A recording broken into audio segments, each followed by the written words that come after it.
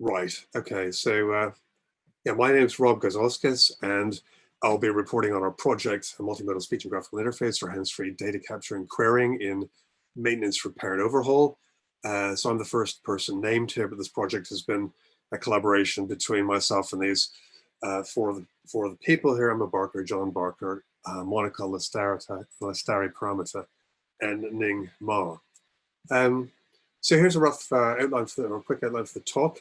I'll speak a bit about the project context and motivation, talk about our aims and objectives, talk about what we've achieved to date, our plans going forward, and very briefly at the end, some lessons learned. Though these are not particularly profound, I don't think, but still what we've managed to take away from all of this as a sort of process of engaging with industry to try to get some of our ideas out of the lab and more into practice. So this is the context of the project, and so Zoom's very annoying here. It's covering up the titles of all my slides with its drop-down menu, but anyway, ignore all of that. Yeah, the context of the project then is that one very important activity in aerospace, and indeed in many other activities, is what's called maintenance, repair, and overhaul, or MRO. And in cases where you're dealing with technologically complex assets such as aircraft, this is a very important and challenging task. So MRO in such settings is a very information-heavy activity. Lots of data has to be recorded, and people need lots of data to carry out the task. They need to know parameter settings for things like rivet diameters and fuselages, and all sorts of other fine details like this, which are buried away in various sorts of documents. So one approach to try to address this problem, to try to make it workers more effective, is in some sense to eliminate or minimize worker involvement in the whole process of MRO. So one can think about, for instance, embedding sensors to observe the states of various things, report the states of machines and materials. You can have decision agents that proposes more actions to take and learn from data to optimize all sorts of cost functions. And if you're lucky, you can have robots carry out necessary actions. So this is the sort of broader vision of the autonomous factor. And of course, all of you involved in IoT know this is part of the motivation for IoT is to enable this sort of vision to, in some sense, become a reality.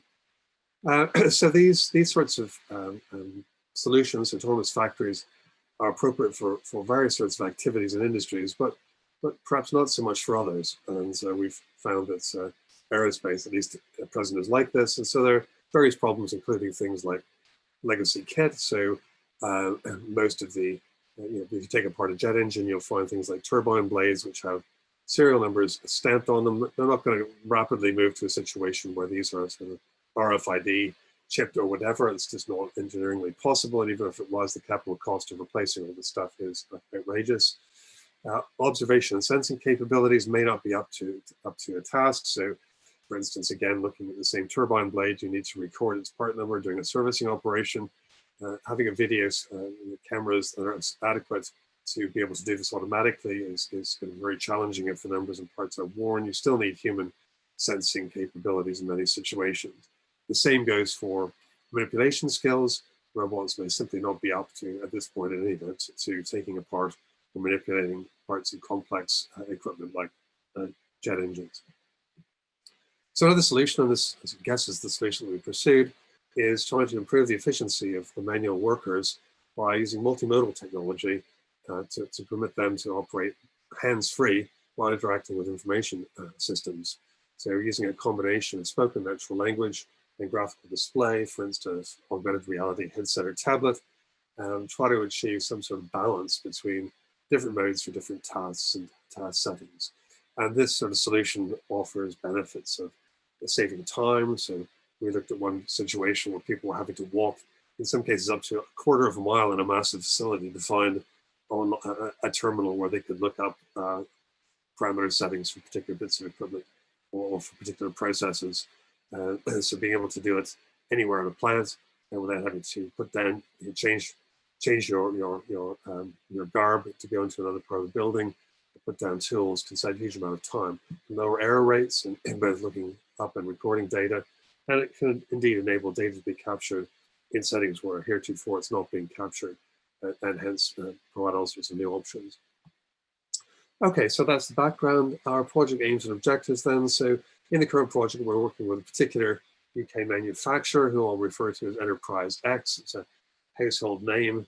I'm sure you all know that has a key business interest in the maintenance, running, and indeed manufacture of jet engines. So MRO is a very important part of the business model. Uh, they had previously, along with the Advanced Manufacturing Research Centre in Sheffield, looked at and rejected the use of commercial speech technology on the shop floor. It simply said it was too error prone and it would not work for what for them is a kind of show-stopping challenge of having to read serial numbers, because every part in their these complex assemblies has got a number of numbers associated with it. It probably has a part number, which is a kind of a type. It will also have a serial number, which is a unique ID for them, and maybe other numbers as well. And so when you get people to read a number, such as the one on the left here, there are all sorts of different ways they can say this, as some of the examples on the right illustrate. And of course, there are problems with people's accents. There's noise on the shop floor, and so on. And this, you might think this is a trivial task. I mean, there are only 26 letters, as it were, and 10 digits. But as you can see, there's some examples here. People have ways of saying things like 888 that expand the vocabulary significantly. But even given this limited vocabulary, because the numbers are, at least as far as we know now, more or less random, typical knowledge brought to bear in speech recognition, which relies heavily on the probabilistic properties of language. That is, in text, you don't say certain words after other words, are almost entirely absent in the case of reading random numbers. So it's actually a very challenging problem for speech recognition. So our aim was to convince these people that they should indeed engage with multimodal speech and graphical interface technology that would be viable for their problem of hands-free data capture and querying. And really, they viewed this serial number, part number entry problem, entry from the shop floor in a noisy environment as the show-stopping thing. We have to be able to show them we can do this reliably, or there's no point going on. So we took as a sort of experimental prototype scenario the task they refer to as sentencing of engine components during repair. So as an engine subsystem is disassembled, each part is recorded, assessed, and a decision is made whether to leave it as is, to repair it, or perhaps scrap it and replace it. And in the current setting, workers read serial numbers off parts and type these into a spreadsheet via a standard keyboard and screen interface. So they may be taking things apart and then reading them in and moving back and forth between picking up, disassembling, data entry, and so on. It's a very painstaking, laborious process, but it's absolutely critical for them. And it's a showstopper if a part, for instance, that's found in an engine is not the one they have on record as having been in that engine, and someone's changed it somewhere else in the world, and this is very bad news. So it has to be done absolutely perfectly. So more specifically, our objectives then were to gather some task-specific data in varying acoustic environments, both for training systems and evaluation. To develop a system prototype where a key requirement is that it had to be off the cloud for security reasons, because of the security and safety critical nature of the business. They're simply not interested in outsourcing this to Amazon Web Services or Google or Microsoft. There has to be a solution that can run in-house, entirely in-house. So we have to develop a system prototype then by building on an open source ASR system to do the speech recognition ourselves, develop a multimodal interaction manager that would support both graphical and spoken language input and output, and glue it all together with some sort of client-server architecture that would both handle real-time ASR processing and have the potential to scale up multiple users. And of course, we had to carry out an evaluation in order to try to convince our clients, as it were, that we had a solution that was going to be viable. So what have we done? Project's not quite over yet, but we're almost there. So with respect to data gathering, we gathered data in two situations, both at Sheffield, where we have access to a large set of volunteers and an acoustically controlled environment in the sound booth. There's like 60 plus speakers read 30 minutes of randomly generated part serial and what are called concession numbers. They were presented with an interface like the one you see on the right, where numbers would spin up with different lengths, different sizes, and a random time between them spinning up to try to throw them off a bit, as I might be picking up and holding apart, and they'd read these in. We did similar experiments with data collection exercise at our partner's site, where they had a smaller number of participants reading in for a shorter time, but actually in a real environment, a noisy acoustic environment. That was the intended use of the system. We also, for purposes of comparison, have and are gathering data for people typing using a similar sort of interface to show numbers and see how fast or how many errors people make when typing. We adapted a Caldi, a particular open source speech recognition system called Caldi. I won't go into the technical details of this. So we essentially trained it on general purpose text and speech, and then we use transfer learning to adapt the acoustic and language models to this particular task of number reading. And the result is we've been able to get almost perfect speech recognition for certain number types. We're still slightly shy of where we'd like to be with some other ones, but we're working still on improving things up to the last possible point in the project. For the interaction manager, we've developed a multimodal finite state interaction manager that essentially is a state transition machine that transitions between states either on the basis of voice input or input from a mouse clicks or a graphical interface, and it can then respond with outputs which are either to be displayed on the screen or synthesized using an open source speech to text package. And this interaction manager can also interact with the database to store or retrieve persistent information. As part of the demonstrator, we've also developed a client server architecture to underpin this, which the client then used by people on the shop floor is some sort of web-based client. You use any screen-based device, including a tablet or an AR headset if we wanted to. On the back end handles both streaming audio and graphical inputs from the client, talks with the ASR system and the interaction manager, which are also run on the server machine. And it should form the basis for scaling up to a multi-user system in the future. Here is very quickly is a picture of a part of the screen for one of the demos we've developed. So it's like a standard spreadsheet. There's a blue box in the bottom corner here, which indicates where the system is waiting for inputs. So someone would read numbers, these serial numbers in, and then say next, and it would move to, so there's some screen navigation commands that essentially allow them to move to other fields.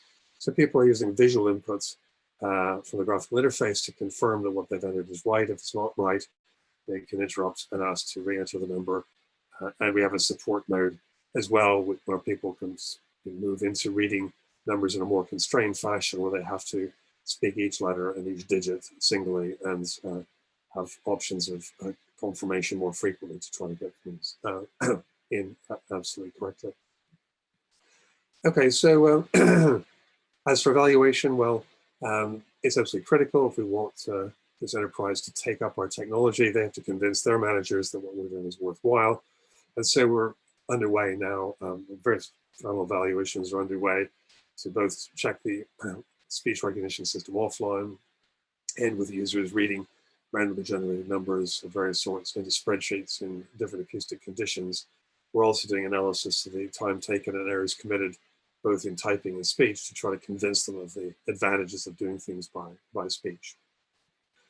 Plans going forward then, well, the obvious things to finish the project: complete the evaluation and write up results, deliver a demonstrator and a report to our partner, and hopefully create a non-branded, or we will create a non-branded clone of the demonstrator to leave with the MRC to show their members and other visitors to the MRC site in Sheffield. But more generally, we're trying to build on this technology to follow on projects. So we've teamed up with a Sheffield-based software SME, put in one application already to a KTNIX program where we've been shortlisted to carry out work with another large advanced technology manufacturer in the UK for voice-based querying of their manuals to support engineers in the field wanting to service things like radar equipment or various other technically advanced equipment. We're also hoping to go forward with our current partner if their management is impressed by our project. And there's a long-term goal, possibly, to seek to spin out a speech and language tech company to sell our core SLT technology based on things we've developed in this project. And finally, then, just a few lessons learned. Well, the first one I'd say is avoid doing distributed research projects requiring human subject participation during a pandemic. Generally, there's been a lot of problems trying to sort out all the difficulties of both the researchers and the partners being in different sites, while we have to do real-time computing on a particular piece of hardware which is off off the internet. So we've been posting around laptops, for instance. Overall, though, more generally, this project is part of an ongoing journey that started before this project and will hopefully carry on beyond it, where we've been moving from a very vague conception that somehow speech and language technology ought to be able to help in data capture and querying in manufacturing settings, and possibly other settings, for instance, healthcare settings, where workers need to actually use their hands to carry out their job and can't be stopping constantly to look at screens or type things into screens. We're moving from a vague conception to actually deployed solutions in large manufacturing organizations. And here are some of the, well, slightly motherhood and apple pie sort of things that we've learned, but one is dialogue. It may seem obvious, but it's actually involves listening as well as talking on both sides, which is sometimes hard for academics who know we have the solution to people's problems, and can also be difficult for people in business who don't really know, don't have the time to waste talking to people who they view as not having their feet grounded particularly well. He has been finding a creative and sympathetic champion, which we've had in several different target organizations, and we've learned the hard way that when this person leaves, and for instance, in our previous case, the project essentially dropped because the company no longer was convinced of the value of what we were doing, even though we'd moved things on substantially from where we started, simply because the person who was our creative and sympathetic champion within the target organization wasn't around anymore to champion us. Being agile, which means being able to change your direction to match users' requirements or new ideas. And one project we've actually dropped what we thought we were going to do for people and actually started doing something more or less completely different, but still holding on to what we viewed as our core USP, which is speech and language technology for hands-free use in manufacturing. And of course, persistence. We've had to carry on across multiple projects. This is going into the ending the second one now, and we've got a third one which we're hoping will take off shortly, but we don't think we're there yet. It is a journey, and the university periodically checks in on us to see whether we're ready to spin out, and they keep saying no, more work with other clients and hone your business case and your MVP a bit further and so on. And I've probably spoken too long, so I'll stop there and take any questions. Thanks very much. Rob, I think that those were very wise words in terms of the key lessons learned, which we would probably echo in many of the pitching projects. We ran into issues also during the pandemic where management changed, the whole project structure changed, and of course priorities changed. So I think it's very important to be agile on both sides and find that champion, definitely. Thank you. Right, thank you, Alexandra. Yes, I see a question here. Is this from Jonathan? Is that correct? Yeah, it's not a question. I thought it was an interesting presentation. I was just making the point that if you commercialize it, just make sure it'll run anywhere. Make sure it's as open as possible in terms of how you can interface it. Yeah. I mean, well, we're trying to use open source solutions wherever we can, and you're right. If we could interface with cloud providers, I mean, I've been working with cloud providers for ASR. I'm not a speech person myself. It's really John Parker and Ningma on the project, and so when I do student projects, I don't want my students to spend all their time doing ASR. So we generally use some of the interfaces to Google Speech or other things in the cloud, and they work for many purposes. They work very, very well. So yes, keeping it's kind of more that. It's kind of all the general architecture. I mean, just there will be customers who will have other bits of infrastructure elsewhere. Yes, and so being able to make it play everywhere, pull data from other places and all those sorts of other things, or pull people's I guess schema of information that they may want to parse in terms of their formats, their numbers, all those sorts of things. Keeping all of that as open as possible, therefore it can be integrated in any place.